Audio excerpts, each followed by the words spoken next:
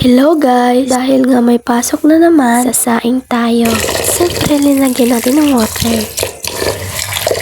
Madilim pa nga sa mga oras na yan. 5 pa lang nga dyan. Ako nga pa pala yung gising pa dyan. Linagay ko nga po pala yung mga notebook ko sa bag ko. Maliligaw muna ako. Siyempre, para di mabaho. So, ayun guys. Tapos na din ako. Pag necktie na din ako. Parang baliw siya. Ang OA naman. So, ayun guys. Magtututbrush na ako. Pasensyahan na nga yung boses ko. Ganun talaga. Pagkatapos nga po dyan, kaya alis na ako. Fast forward, nandito na ako. Wala pa nga mga tao dyan. Mga 6 pala yung pagdating ko dyan. Maingay po pala yung pag voice over ko. Pasensya na nga sa boses ko. Nabuboring nga ako. Mga oras na yan. Wala pa kasing tao. Ito nga po pala yung grade 7 room. Ito po yung school namin. Fast forward, nagkaklase na kami. Nga po pala yung teacher namin. Susulat po kami. Shoutout po pala sa mom ko. Ilang bite-bite ni mom. Hanggang dito lang. Paalam!